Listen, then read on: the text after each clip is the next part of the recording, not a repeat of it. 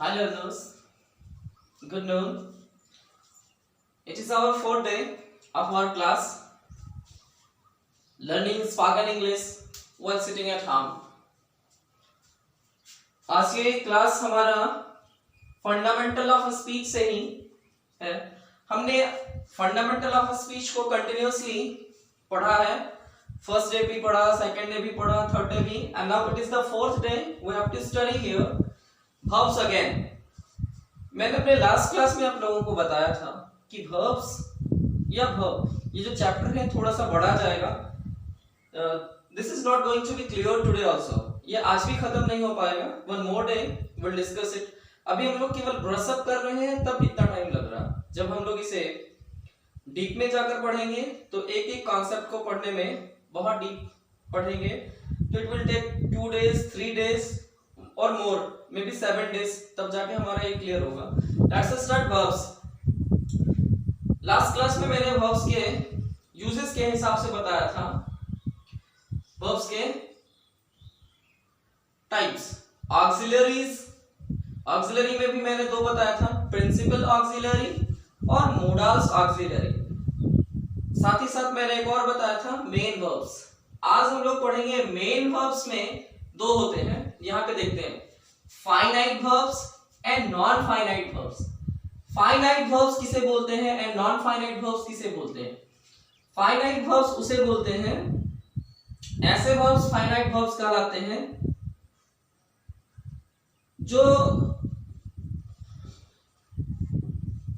Subject and tense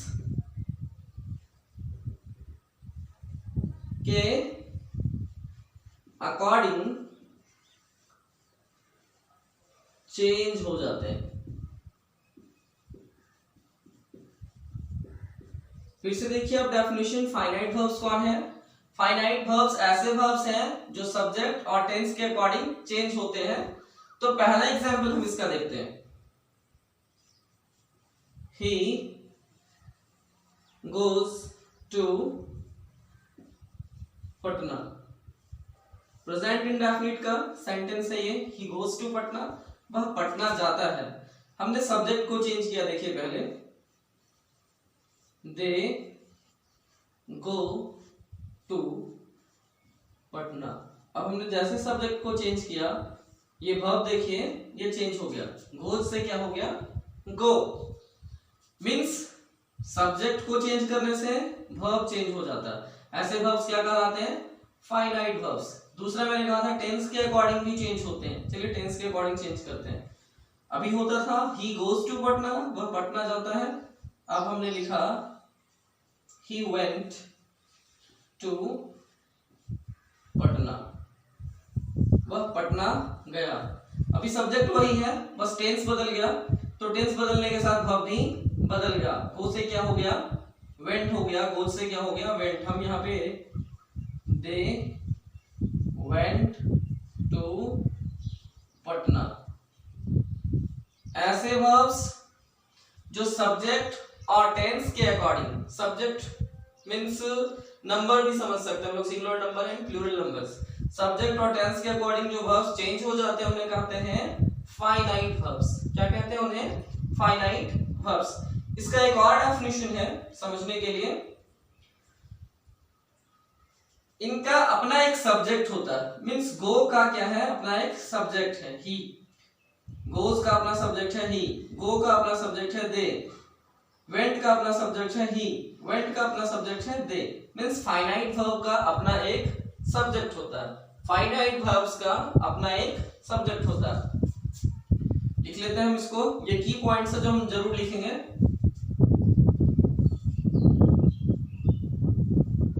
finite verbs का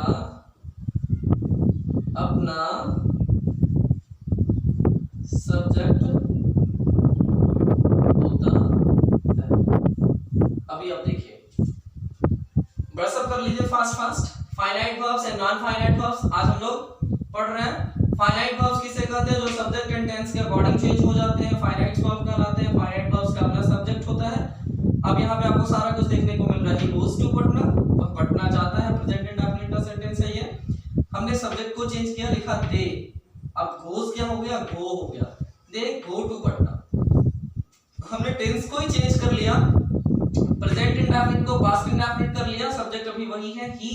अब हमने लिखा ही वेंट टू पटना, मींस यहाँ वो क्या हो गया, वेंट हो गया। आई होप ये क्लियर है। अभी हम लोग बस इंट्रोडक्शन कर रहे हैं, बस एक एक दिन बहुत डीप जाके पढ़ेंगे ताकि हमें ज्यादा क्लियर हो। नॉन फाइनाइट वर्ब्स अब देखते हैं। इरेज कर रहा हूं इसे मैं, आप लोग पॉज करके इसे रोक कर कॉपी में नोट बना लेंगे, नोट्स बनाते जाएंगे साथ ही साथ। नॉन फाइनाइट्स वर्ब भी तीन प्रकार के होते हैं। पहला इंफिनिटिव, पहला इंफिनिटिव, दूसरा जेरेंड, कई जगहों पर जीरेंड भी पढ़ते हैं but it is gerund, and तीसरा पार्टिसिपल। देखेंगे आप फिर से इसे। नॉन फाइनाइट वर्ब्स तीन प्रकार के होते हैं, infinitive, gerund and participle. Infinitive को समझते हैं, इंफिनिटिव क्या है। 2 + V1 is called infinitive। 2 + V1, verb जब 2 + V1 के फॉर्म में होता है, वर्ब जब 2 + V1 के फॉर्म में होता है तो कहलाता है इंफिनिटिव। क्या कहलाता है, इंफिनिटिव। ये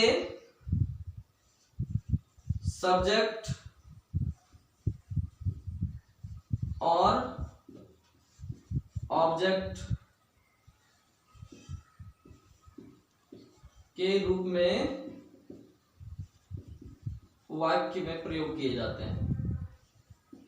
अगर ये चीज आपने सीख लिया तो आप कभी भी इंग्लिश में मिस्टेक नहीं करेंगे। इन्हीं चीजों के अभाव में हम लोग मिस्टेक करते हैं बेसिकली। फिर से देखो आप, 2 + V1 is called infinitive। 2 + V1 क्या कहलाता है, इंफिनिटिव कहलाता है। ये किस रूप में होता है, सब्जेक्ट के रूप में हो सकता है, ऑब्जेक्ट के रूप में हो सकता है। ये वाक्य में सब्जेक्ट और ऑब्जेक्ट के रूप में यूज किया जाता है। मींस ये होते क्या है, नाउन। 2 + V1 क्या कहलाते हैं, नाउन। जब 2 + V1 हो जाता है तो वर्ब क्या बन जाता है, नाउन बन जाता है। दूसरा देखते हैं जेरेंड। V1 + ing के फॉर्म में क्या कहलाता है, gerund. V1 + ing is called gerund. अब देखिए कई बार V1 + ing जो होता है वो मेन वर्ब का भी काम करता है। कई बार V1 + ing जो होता है वो मेन वर्ब का भी काम करता है, और V1 + ing जो होता है वो जेरेंड भी होता है। तो हम पहचानेंगे कैसे कि सर ये जेरेंड है कि ये नाउन है, सॉरी ये जेरेंड है कि ये वर्ब है, मेन वर्ब है। either it is gerund or it is main verb। कैसे पहचानेंगे, पहचानेंगे बिल्कुल। पहले इसको भी देख लेते हैं कैसे पहचानेंगे। सब्जेक्ट और ऑब्जेक्ट के रूप में काम करता है। फिर से आप नोटिस करो कि जेरेंड भी कैसे काम करता है, सब्जेक्ट और ऑब्जेक्ट के रूप में काम करता है। जेरेंड कैसे काम करता है, सब्जेक्ट और ऑब्जेक्ट के रूप में काम करता है। मैंने डेफिनेशन जब दिया था फंडामेंटल ऑफ स्पीच का पहले दिन, तो मैंने बताया था कि सब्जेक्ट और ऑब्जेक्ट का काम केवल नाउन कर सकता है, कई बार वर्ब्स भी कर सकते हैं, कई बार एडजेक्टिव भी कर सकते हैं। लेकिन जब वर्ब्स और एडजेक्टिव सब्जेक्ट और का काम करेंगे, वर्ब्स नॉट एडजेक्टिव, जब एडजेक्टिव भी सब्जेक्ट का काम करेगा तो फिर वो क्या हो जाएगा, नाउन हो जाएगा। यहां पे जेरेंड क्या काम कर रहा है, सब्जेक्ट और ऑब्जेक्ट का, मींस ये जेरेंड क्या होगा, नाउन होगा।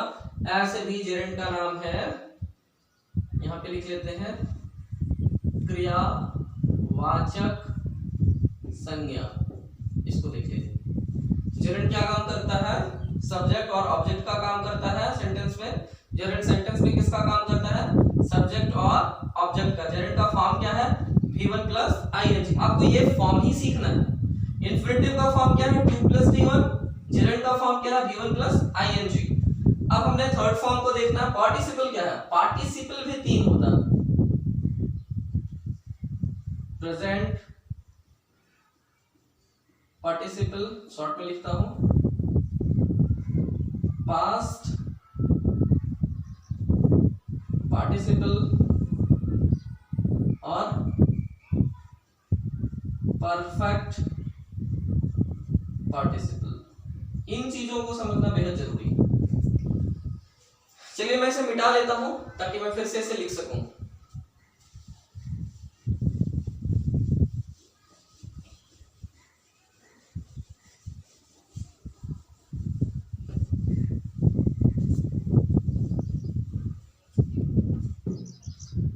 पहले हम लोग इन्फिनेटिव को आज क्लियर कर लेते हैं। इन्फिनेटिव मैंने कहा था 2 plus V1 is equal to infinitive, जो सब्जेक्ट एंड ऑब्जेक्ट के रूप में काम करता है। तो चलिए इसका सब्जेक्ट वाला यूज देख लेते हैं। To play cricket is good। Cricket खेलना अच्छा है। To play cricket is good। क्या करना अच्छा है, क्रिकेट खेलना। To play क्या है, ये सब्जेक्ट है। To play, to laugh is good, हंसना अच्छा है। अब देखिए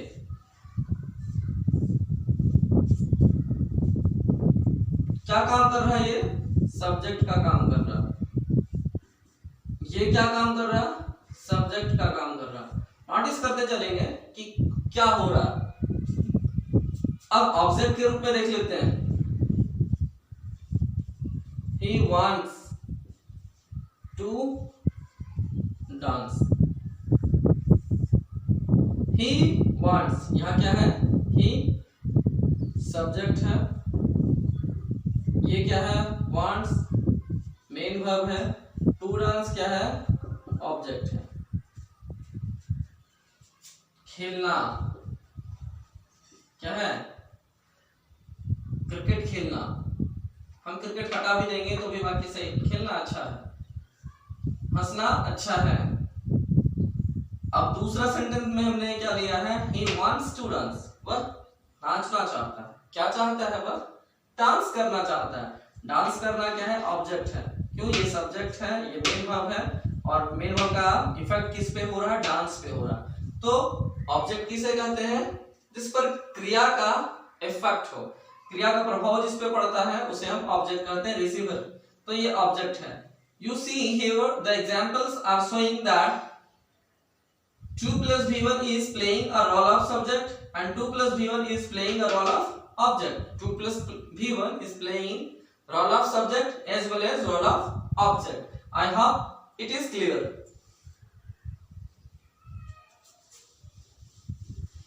शॉर्ट कॉन्सेप्ट्स याद करते जाएंगे। कॉन्सेप्ट याद करेंगे तो हमें प्रॉब्लम कम होगी, क्योंकि हम आगे इन सारे चैप्टर्स को बहुत अच्छे से पढ़ने वाले हैं। अभी बस हम आसानी से कॉन्सेप्ट को आगे पढ़ने में दिक्कत ना हो, समझने में दिक्कत ना हो, हमारा टेंस नहीं फंसे, इसलिए हम इसको करते जा रहे हैं।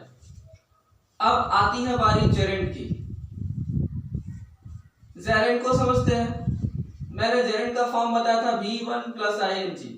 अब ये दो है, V1 plus ing is equal to gerund and V1 plus ing is equal to main verb in continuous form.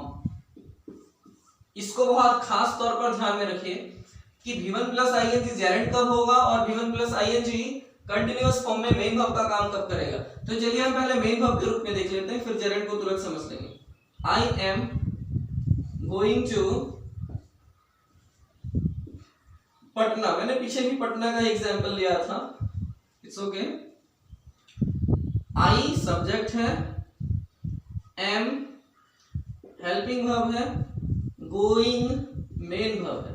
अब देखिए is am are was were, shortcut में रूल समझ लीजिए, is am are was were, ये जो 5 helping verbs हैं इनके बाद अगर V1 प्लस ing आता है, इन 5 हेल्पिंग वर्ब्स के बाद अगर V1 प्लस ing आता है, एक दो और है shall be, will be, इनके बाद भी अगर V1 प्लस ing आता है तो वो V1 प्लस ing क्या होगा, कंटिन्यूअस फॉर्म में होगा। क्या होगा, कंटिन्यूअस फॉर्म में होगा।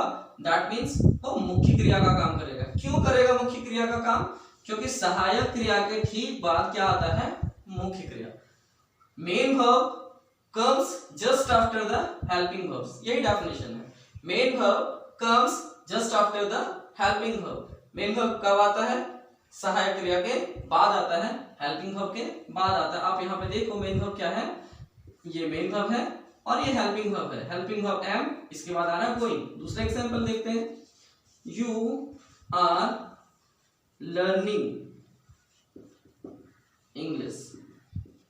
इस कॉन्सेप्ट के देखो, यू सब्जेक्ट है, आर हेल्पिंग वर्ब है, लिखते चलते हैं, और हेल्पिंग वर्ब के ठीक बाद लर्निंग आया है, मींस ये मेन वर्ब है, एक्शन वर्ब है, एक्शन शोइंग वर्ब है। और ये क्या सीख रहे हैं, इंग्लिश सीख रहे हैं, इट मींस ये ऑब्जेक्ट है। क्लियर। वाज वेयर भी हम यहाँ पे क्या कर सकते हैं, वाज वेयर भी लगा सकते हैं। I was going to Patna, you were learning English. हमें क्लियर, ओके, आई होप ये कॉन्सेप्ट क्लियर है।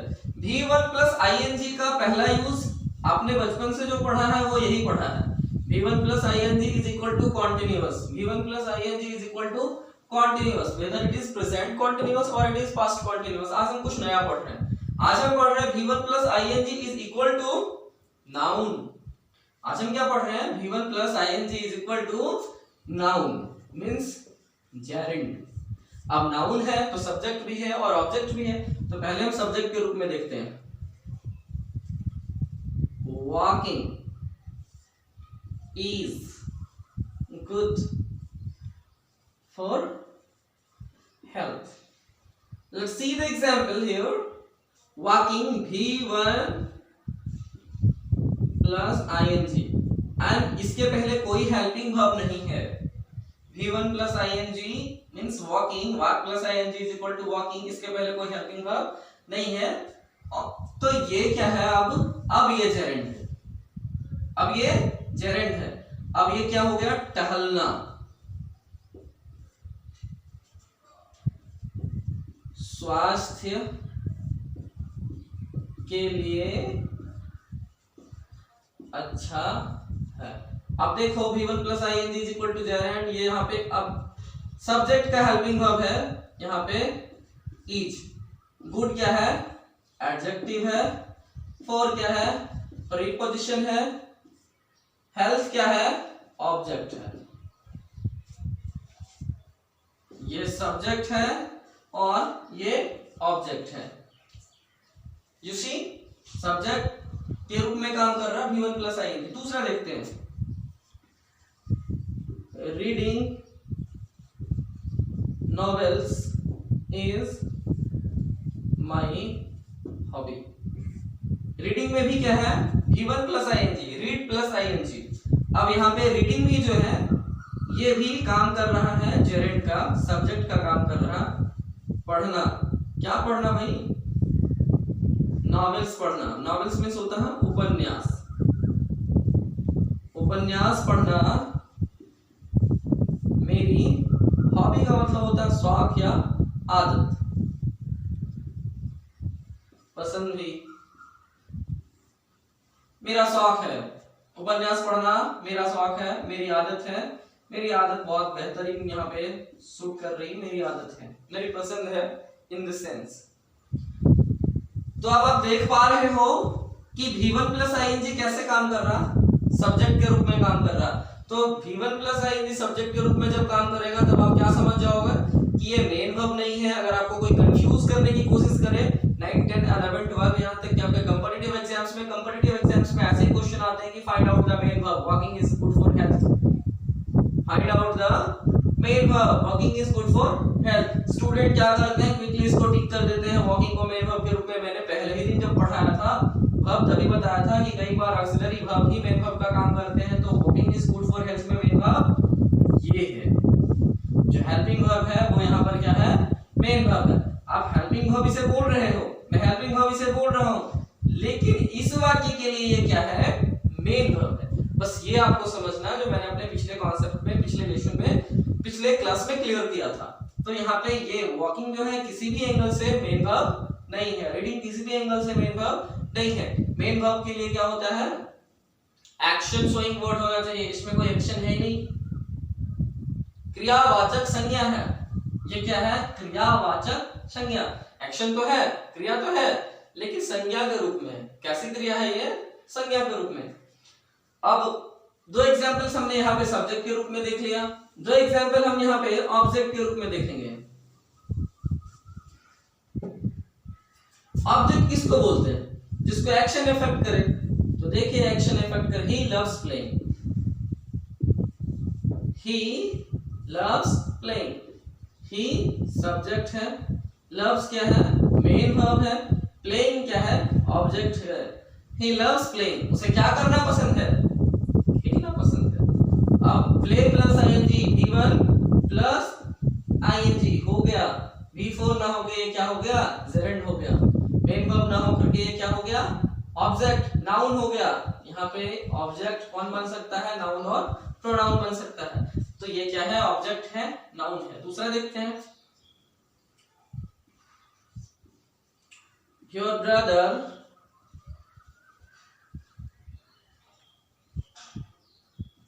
loves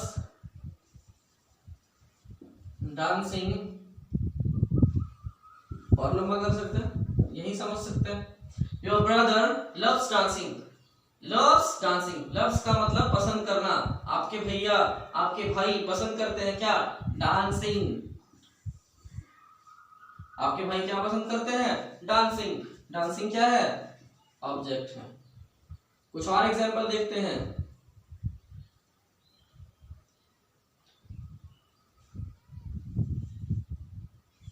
We go for learning, we go for learning। we subject है, go मेन वर्ब है। किस लिए जा रहे हैं, for learning। learning क्या है, ऑब्जेक्ट है।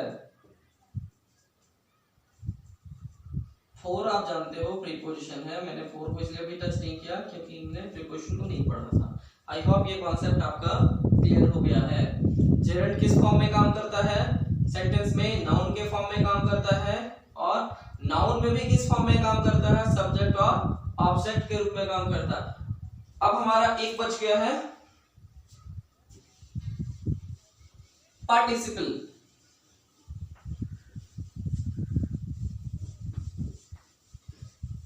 बच्चों स्पेशली आप लोग इन चीजों को फोकस करो, क्योंकि आपने अभी तक जहां भी पढ़ा होगा आपने वर्ब को ऐसे नहीं पढ़ा होगा।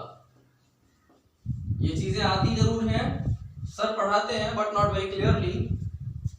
वो मेन वर्ब तक ही वर्ब को बताते हैं, वो सब्जेक्ट और ऑब्जेक्ट के रूप में वर्ब्स को नहीं बताते हैं। कई टीचर्स ऐसे भी हैं जो बताते हैं, बट लेट्स सी, हम लोग यहाँ पे बहुत क्लियरली पढ़ेंगे, बहुत डीपली पढ़ेंगे। जब हम ब्रशअप इतने क्लियरली कर रहे हैं तो हम डीप जाएंगे तो बहुत ज्यादा क्लियरली जाएंगे। हम एक एक यूज पे फोकस करेंगे।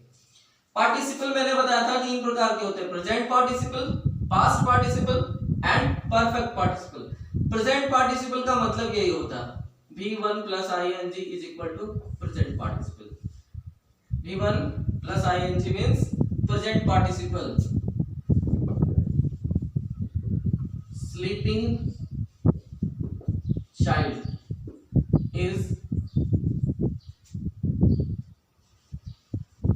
looking very cute.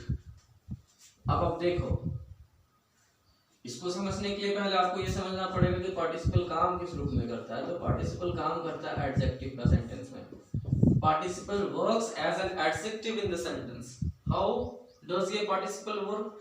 Participle works as an adjective in the sentence. Child क्या है? नाउन है। तो नाउन और प्रोनाउन को जो क्वालिफाई कर दे वो वर्ड क्या होता है? क्वालिफाइंग वर्ड क्या होता है? एडजेक्टिव होता है। क्वालिफाइंग वर्ड क्या होता है? एडजेक्टिव। तो चाइल्ड की विशेषता क्या है? स्लीपिंग मींस सोता हुआ बच्चा। कैसा दिख रहा है? Sleeping child is looking very cute. सोता हुआ बच्चा बहुत अच्छा दिख रहा है।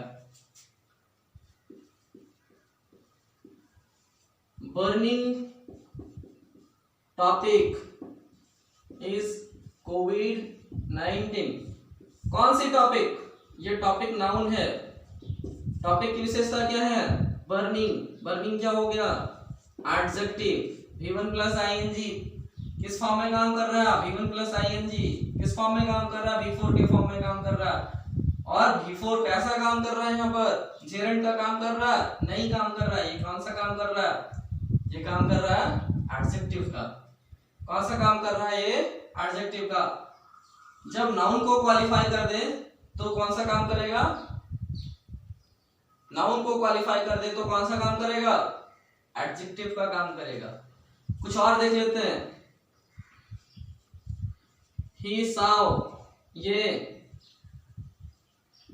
Running horse.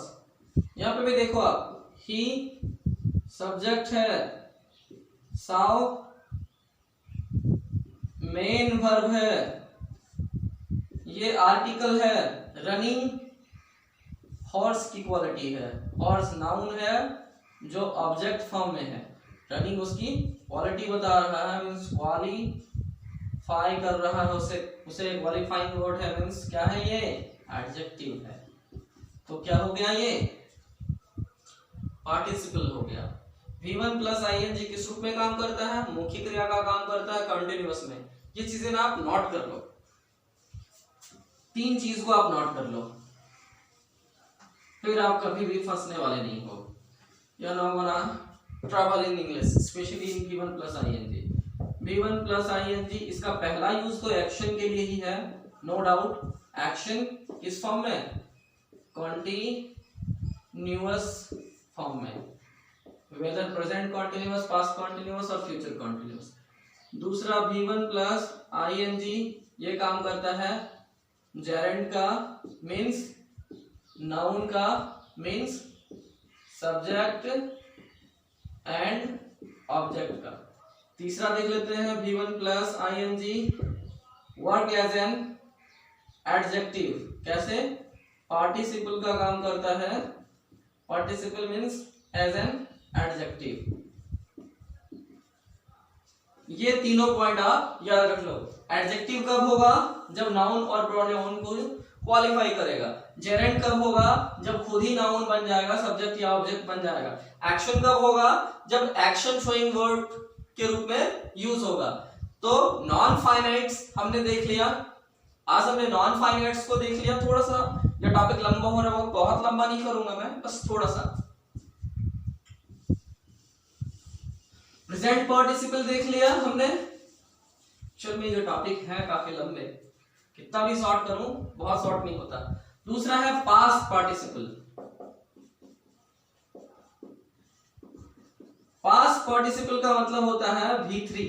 पास्ट पार्टिसिपल का मतलब क्या होता है? V3। जब वर्ब के अंत में ed या en लगा रहता है। कई बार रेगुलर फॉर्म्स होते हैं जैसे कट कट कट, कई बार ed लगे होते हैं। For example play played played, en भी लगे होते हैं ऐसे। तो हम V3 समझेंगे तो हमारा काम हो जाएगा। ये V3 का मेन यूज एक्शन है, लेकिन जब हम बात करते हैं पार्टिसिपल, और पार्टिसिपल मींस यहाँ पे नॉन फाइनाइट्स में, तो जब हम यहाँ पे बात कर रहे हैं तो हम बात क्या कर रहे हैं? नॉन फाइनाइट्स में फ्रेटिव वर्ब्स एंड इंफिनिटिव वर्ब्स। तो जब हम यहाँ पे बात कर रहे हैं तो यहाँ पे क्या हो जाएगा? एडजेक्टिव फॉर्म में हो जाएगा। हमें एडजेक्टिव वाला फॉर्म देखना। ये टायर्ड में, आप इसको पहले देखो ध्यान से, इज कमिंग। टायर्ड V3 है, लेकिन यहाँ पे एक्शन वाला V3 नहीं है। यहाँ पे क्या है? ये एडजेक्टिव है। टायर्ड मींस थका हुआ। थका हुआ आदमी आ रहा है। अब समझ में आ रही बात कि ये टायर्ड किस रूप में काम कर रहा है? मेन की विशेषता को बता रहा है, आदमी की विशेषता को बता रहा है। कैसा आदमी? थका हुआ आदमी। मीन्स टायर्ड यहाँ पे V3 है, लेकिन एक्शन वाला V3 नहीं है। कौन सा है? कौन सा V3 है? पार्टिसिपल वाला, जो हम यहाँ पे पढ़ रहे हैं। जेरेंड इंफिनिटिव और पार्टिसिपल, पास्ट पार्टिसिपल है। एक और देख लेते हैं। ये रिटायर्ड क्लर्क लीव्स हियर। फिर से आप देखो, कैसा क्लर्क? Retired clerk. मीन्स ये क्या हो गया? एडजेक्टिव हो गया। Clear? Is it clear? Okay.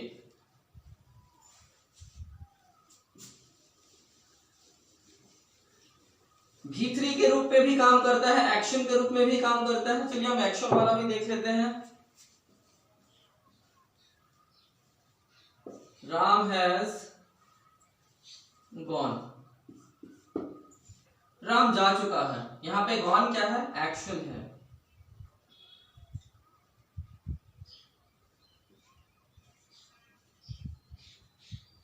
Ram had taught me.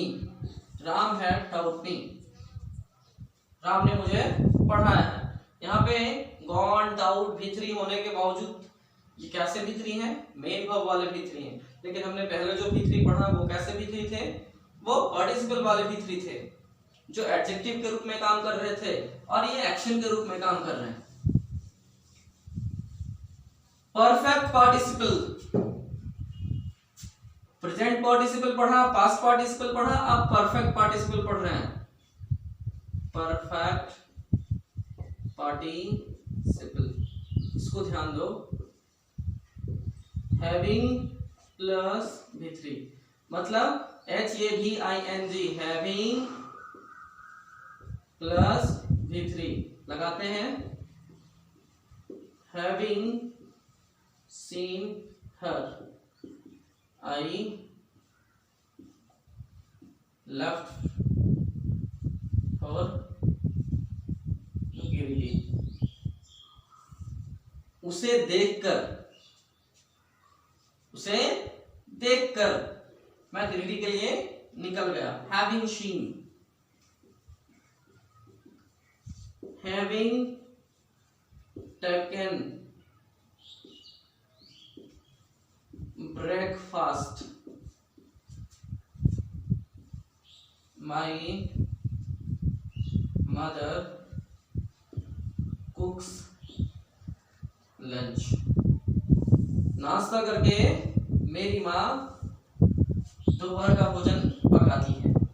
Having plus V3 क्या हो जाता है? Perfect participle.